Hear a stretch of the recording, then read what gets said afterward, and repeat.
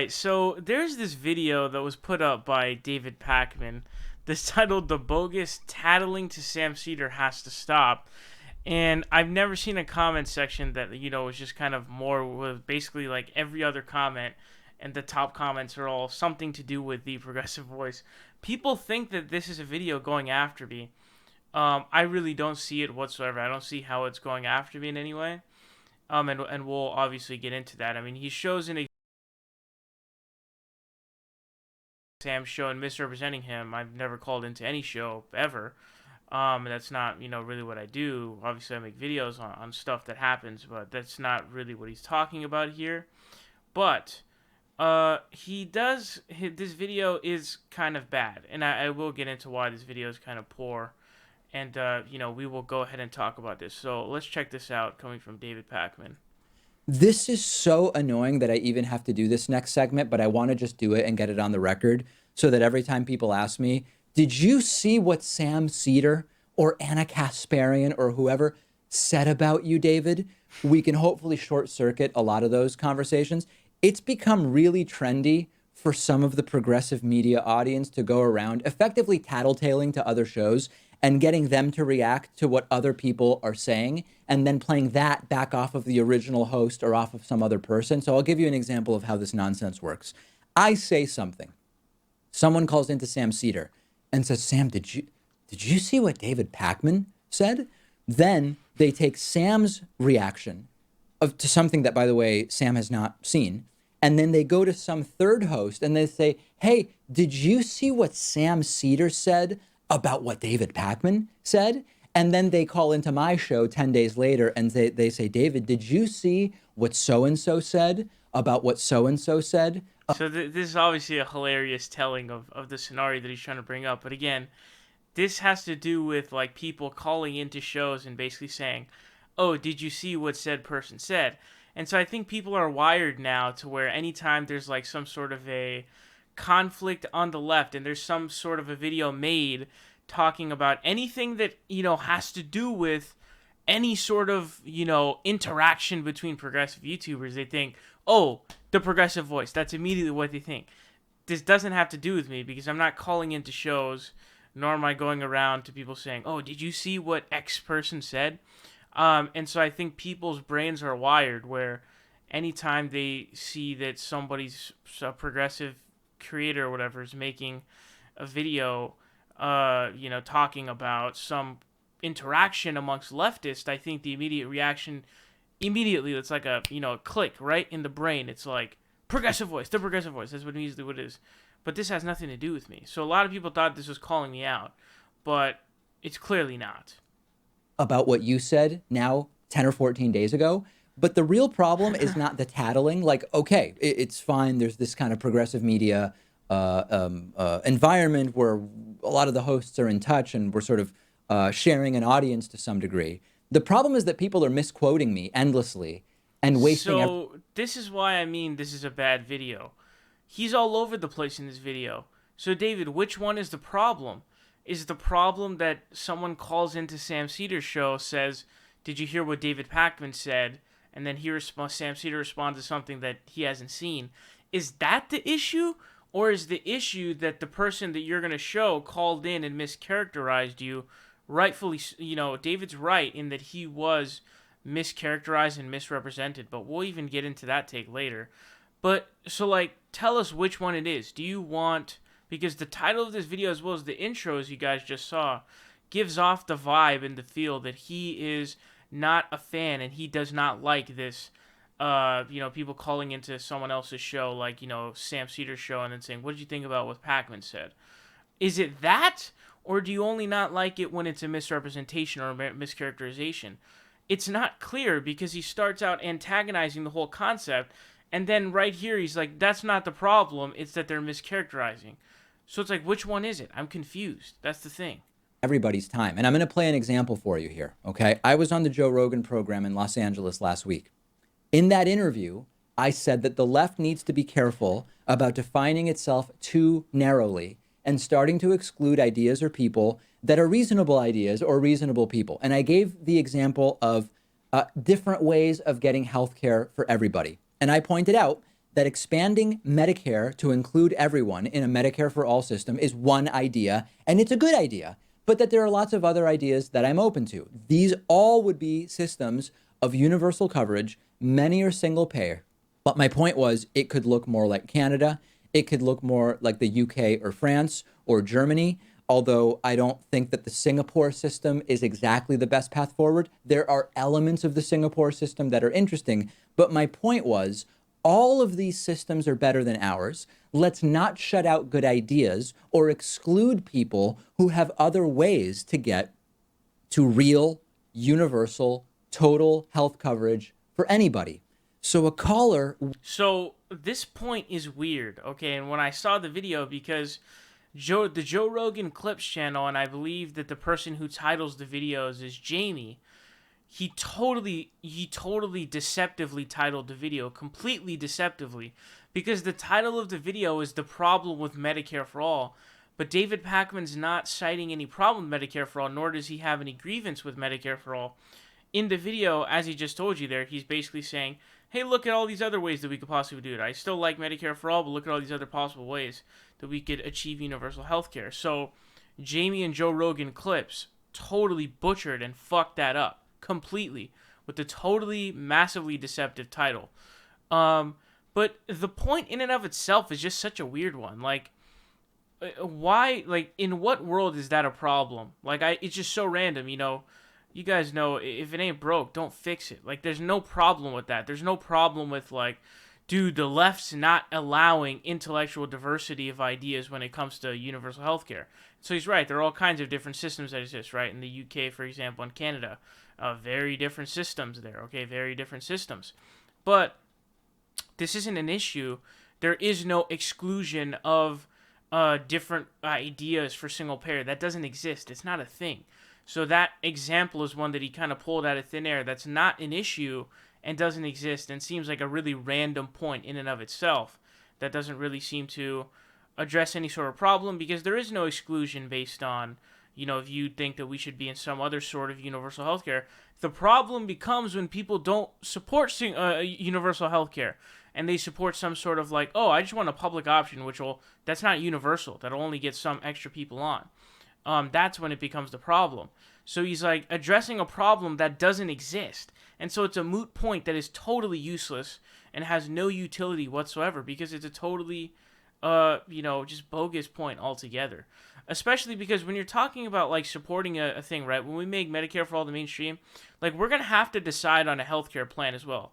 You know, so, and you have to choose one. You can't just be like, yeah, you know, we might do some mixture of this or the, you know, the Canadian system will take this. You have to flesh out a plan. You have to do something eventually, okay? And that's why the Medicare for All plan is out there.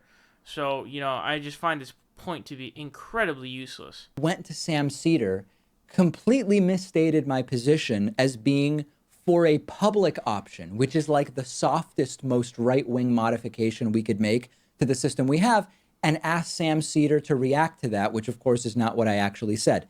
This is a waste of time. Now, of course, Sam said, I don't know what David said, but more importantly, now Sam is responding to something I never actually said, and we all lose when this happens. We're fighting ideas that I didn't even put forward. Let's take a look at it.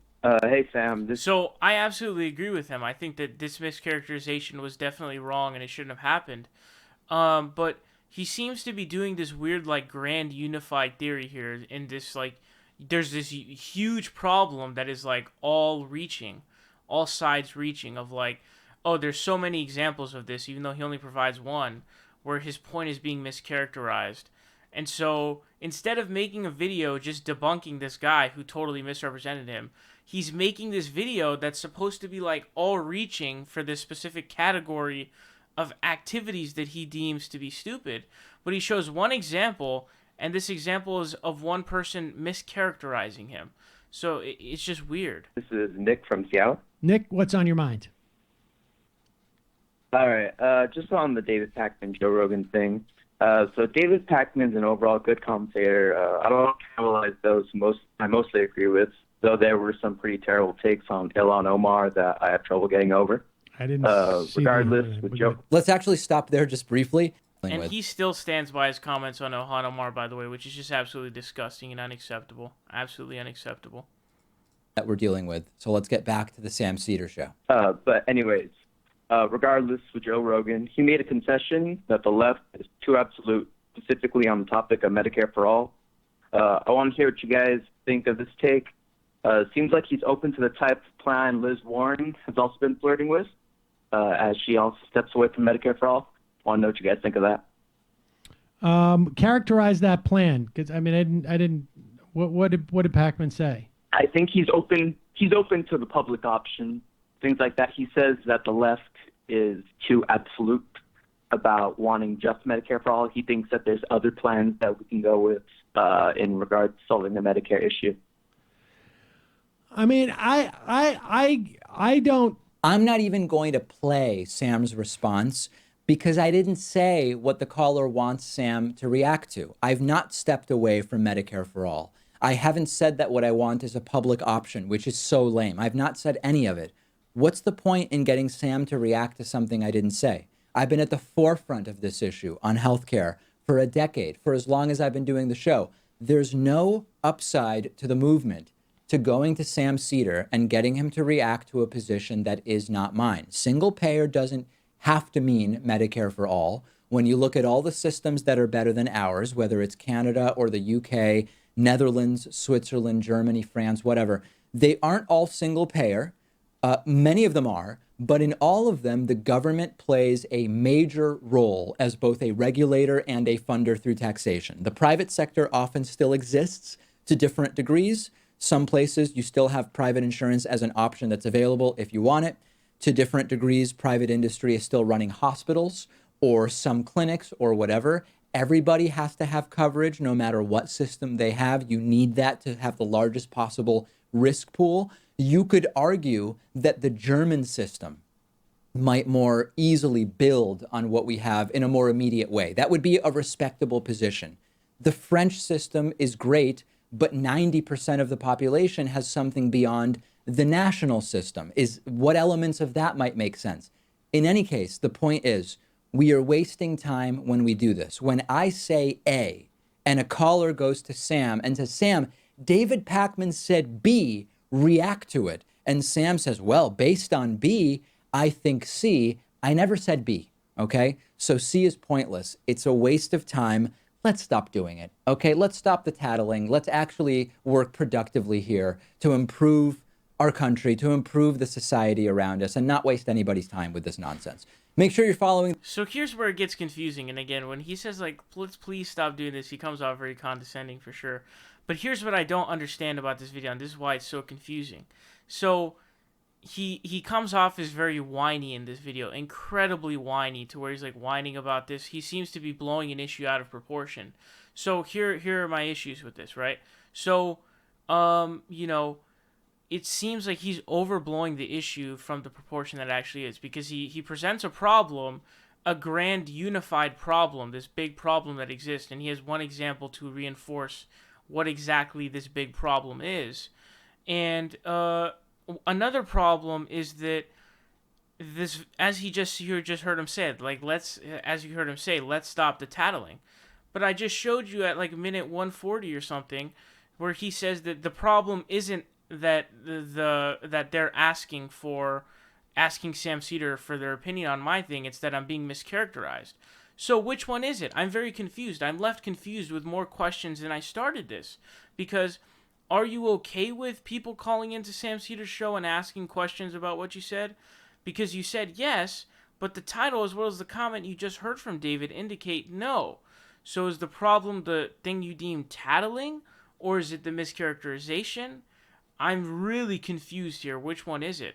And it seems like David Pakman's not really a fan of criticism, and he's been very against kind of criticism that's been against him recently. And so I think that he just generally has anything that basically would result in more criticism for David Pakman. I really don't think he's a fan of. Now, I totally would understand if he made a video debunking the guy who mischaracterized him. I would totally get that. That would make 100% sense.